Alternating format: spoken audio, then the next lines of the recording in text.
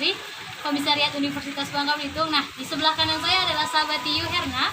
Dia merupakan ketua dari Korps PMI Putri, dan sebelah kiri saya adalah sahabat Cindy. Nah, hai buat di rumah dong.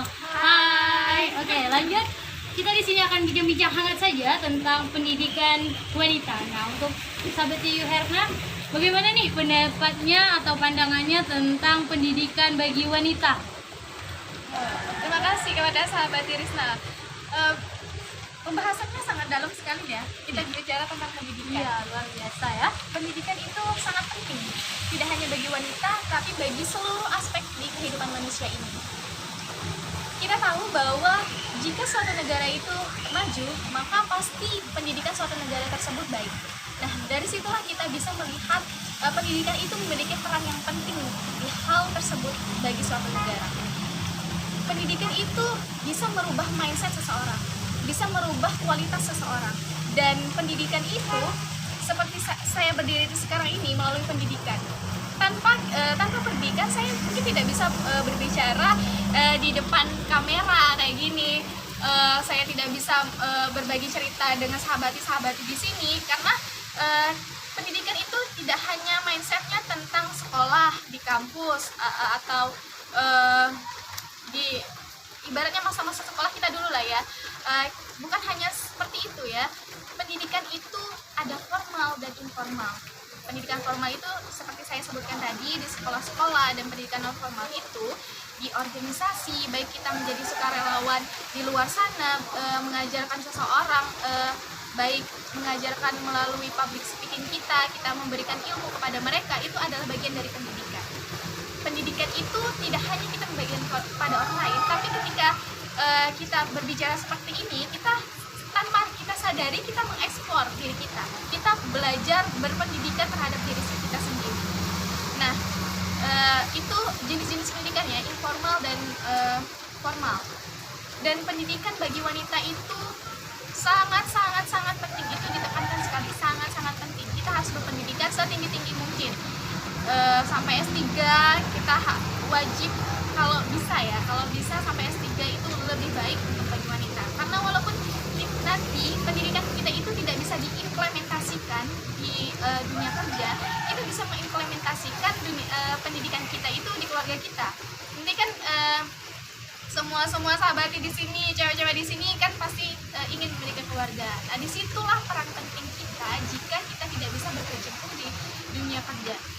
Karena keluarga itu adalah hal yang penting. Ketika keluarga kita berkualitas, maka suatu negara juga akan berkualitas. Karena negara itu kan terbentuk dari suatu keluarga-keluarga, kumpulan keluarga-keluarga. Oke, berarti buat sahabat Herna, berarti pendidikan itu sangat penting ya bagi perempuan di luar sana. Iya, tentu saja dong. Jadi bagi perempuan-perempuan di luar sana, jangan untuk berhenti melanjutkan pendidikannya. Jika ada yang sempat terhentikan atau apapun itu, tetap lanjutkan pendidikan. Pendidikan tidak hanya di sekolah, ya benar? Berarti pendidikan itu banyak kita dapatkan dari pengalaman kita juga, dari organisasi-organisasi yang kita ikuti. Nah, kita bakal berbincang hangat lagi buat sahabati Cindy. Nah, bagaimana pandangan sahabati Cindy tentang perspektif masyarakat yang memandang hanya wanita itu ujung-ujungnya bakal di rumah saja? Bagaimana nih? Nah, kita sebagai generasi penerus nih, kita wanita-wanita milenial yang belum berkeluarga, kita harus hilangkan tuh perspektif bahwa wanita ujung-ujungnya di dapur, wanita ujungnya di kasur, ujungnya di sumur. Setuju banget. Enggak, kita pentingnya berpendidikan itu karena generasi-generasi penerus itu dilahirkan dari kita, dari para wanita. Jika ibunya itu cerdas, ibunya berpendidikan, maka anaknya juga akan berpendidikan, akan berkualitas. Nah, kualitas generasi-generasi penerus bangsa ini nantinya akan berimbas kepada negara kita sendiri, betul? Ya, sangat betul sekali. Nah, negara yang maju dari generasi-generasi yang cerdas, berkualitas, dan tentunya dari keluarga yang baik. Kenapa? Karena generasi penerus bangsa Indonesia ini berawal dari didikan seorang ibu. Maka dari itu kita sangat penting untuk berpendidikan. Nggak melulu tentang wanita itu perannya hanya di sumur, hanya di kasur, hanya di dapur, enggak. Setuju, Bu Sek. Siap. kita perlu pendidikan untuk diri sendiri, pendidikan untuk anak kita, dan pendidikan bagaimana kita mengurus rumah tangga yang baik. Karena betul kata sahabat Yohana tadi, negara yang maju, negara yang baik berasal dari keluarga-keluarga kecil yang baik. Kata sahabat Yohana tadi bahwa negara akan lebih maju kalau isinya adalah keluarga-keluarga yang baik. Maka dari itu seorang wanita sangat perlu berpendidikan. Di sisi lain, mungkin di sini ada yang jomblo. Saya akan tersindir mereka. Banyak ya sahabat kita yang jomblo, banyak sekali, luar biasa ya. Di sisi lain, jika kita seorang wanita memiliki pendidikan yang tinggi, kita open mindset dengan dunia luar, maka pasangan kita juga akan berkualitas loh. Setuju? Wah, luar biasa, Setuju saya banget. setuju. Biasanya pasangan kita adalah cerminan kehidupan kita sendiri. Itu yang luar biasa ya. Iya, cermin dari diri kita sendiri. Maka stop bilang kalau perempuan hanya akan di rumah saja. Stop bilang seperti itu, karena walaupun di rumah perempuan perlu pendidikan, bukan cuma laki-laki. Oke, berarti pendidikan itu sangat berperan penting untuk wanita sendiri. Karena wanita itu bakal mengajarkan anaknya, tetangganya. Pengalaman wanita itu luar biasa. Karena tidak ada respek pedulinya wanita sesama, karena itu tidak akan merugikan. Iya, Karena kalau kita kepada sahabat kita sendiri tidak peduli, bagaimana dengan Pendidikan juga loh. iya, bagaimana dengan yang lainnya. Itulah pentingnya pendidikan bagi wanita. Nah, buat bincang-bincang yang udah lumayan melelahkan nih ya, bagaimana nih tips-tipsnya dari sahabati Yoherna dan sahabati Cindy buat membagi waktu antara organisasi, kampus, dan tugas-tugas yang menumpuk biasanya ya? Saya nggak ada tips gimana Bu Krisna? Oh, biasanya orang wanita yang hebat itu bisa mengatur waktunya. Karena wanita yang hebat itu adalah wanita yang mandiri, yang sangat luar biasa mengatur waktunya dengan Sebenarnya saya kesibukan. hanya ngetes saja ini. Oh. Jawabannya luar biasa sekali. Wah, biasa. Oke, bagaimana lanjut? Tips ya. Dalam banget ya bahasanya tips. Setiap masing-masing orang itu berbeda-beda ya. Tips-tipsnya bagaimana versi orang masing-masing berbeda. Kalau versi saya nih, saya memiliki organisasi di internal maupun eksternal. Organisasi internal saya di HIMIKO, tepatnya di Himpunan Mahasiswa Ilmu Ekonomi Universitas Bangka Belitung di Fakultas Ekonomi. Dan organisasi eksternal saya di sini di Pergerakan Mahasiswa Islam Indonesia dan di Generasi Baru Indonesia. Gimana sih Kak? Kata orang kan gimana sih? Ya biasanya, aduh gimana sih mengatur waktunya, karena banyak wanita atau sahabati yang di luar sana tidak mengikuti organisasi karena tidak tahu mengatur waktunya. benar. Oke, kita bagi Ya. tips nih. Di sini semua itu ada dalam diri kita sendiri. Apa yang menjadi prioritas kita? Kita harus membagi sub-sub yang menjadi prioritas kita. Mana yang prioritas, tidak prioritas, dan belum prioritas. Dari situlah kita bisa mendapatkan apa yang ingin kita capai. Misalnya di organisasi merupakan yang ingin kita capai ya. Contohnya targetnya adalah untuk melatih public speaking kita. Itu perlu, memang itu perlu. Tapi jangan lupakan kembali kita juga punya kuliah. Kita punya kampus. Kita harus menyeimbangkan antara kedua tersebut. Kalau versi saya membaginya ketika di pagi hari kan sekitar jam 8 itu kan biasanya jadwal kuliah kan dari pagi sampai siang itu kan kita melaksanakan kuliah. Nah, ketika sore itu saya kan juga melaksanakan organisasi, baik organisasi internal kadang maupun organisasi eksternal juga saya harus membagi waktunya. Ketika organisasi internal juga mengadakan rapat, saya harus bisa apakah kegiatan pada hari ini prioritas, sedangkan organisasi eksternal saya juga melaksanakan kegiatan tersebut. Bagaimana saya pusing kan? Kalau di luar sana kan mereka pusing kan bagi untuk bersamaan kegiatannya. Ya kita harus prioritas, itu lebih penting. Ya kita jalani dulu. Ketika sudah selesai bahasan yang kita bahas, baru kita ke organisasi. Setelah itu kemudian malamnya itu bagilah waktu kita istirahat. Karena manusia itu perlu istirahat, apalagi kita cewek ya, kita sahabat di sini butuh banget istirahat. Jangan hanya kata orang kan jomblo itu juga istirahat. Aduh, kenapa bahasa gini jomblo lagi ya? Gak nyambung loh artinya. Mas jomblo. Ya itulah, malam itu kita istirahat. Nah, ketika kita punya tugas kan, kita juga punya tanggung jawab di tugas kuliah kita. Nah, di situ di malam harinya ketika kita sambil istirahat itu kita juga mempersiapkan bahan-bahan yang akan kita kerjakan.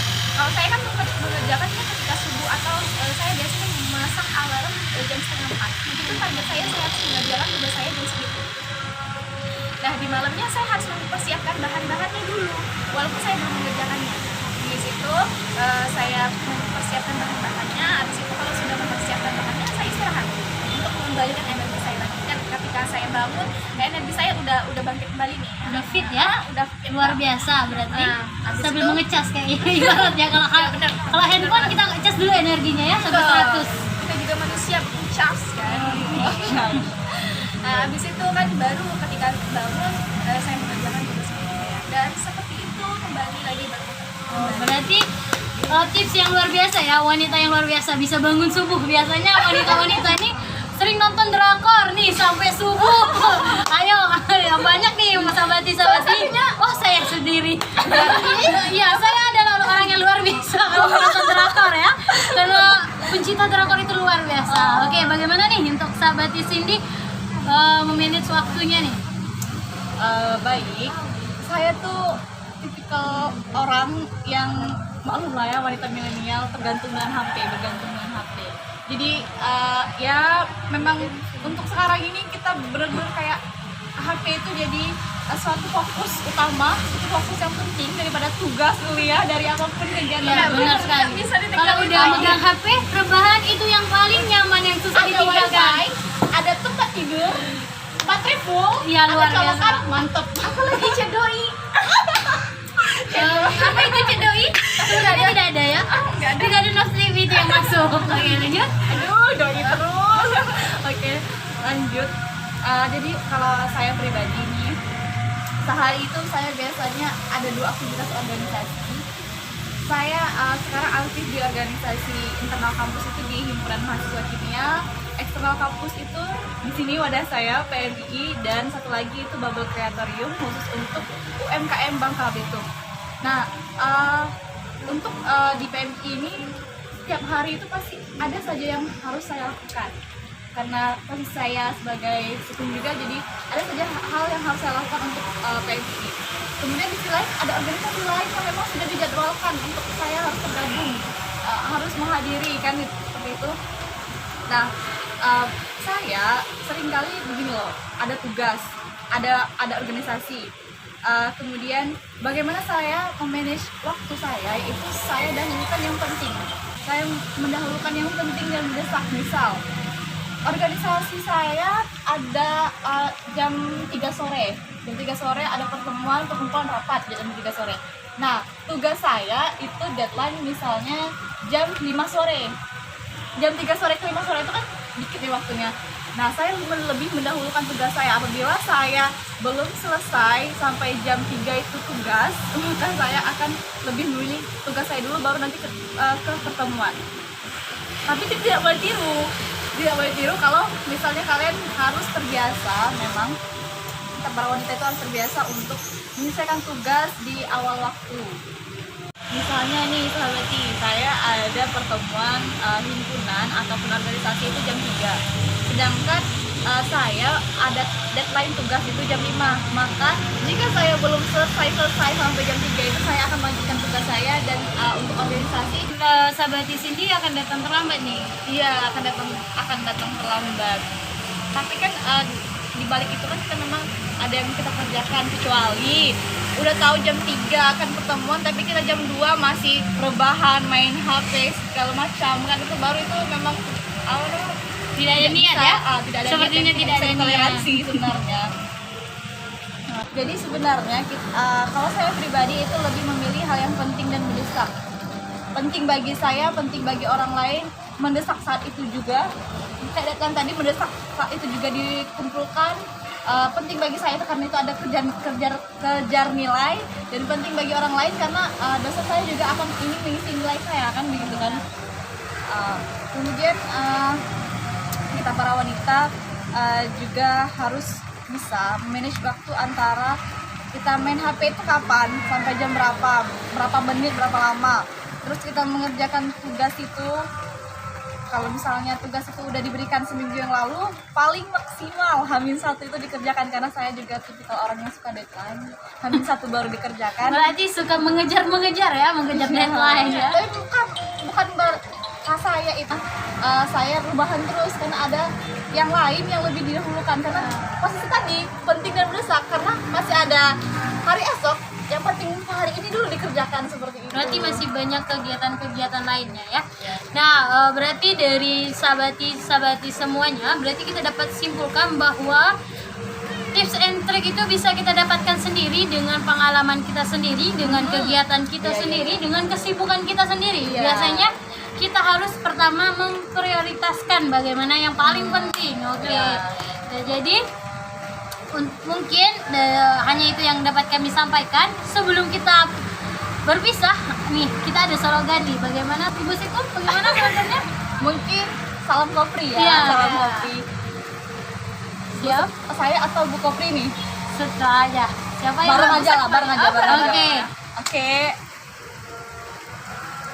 Salam Kopri, cerdas, cermat, visioner. Bye-bye, sampai jumpa di podcast berikutnya. Jangan lupa follow IG Kopri PMI Komisariat Universitas Bangka Belitung ada di sini. Bye-bye. Bye.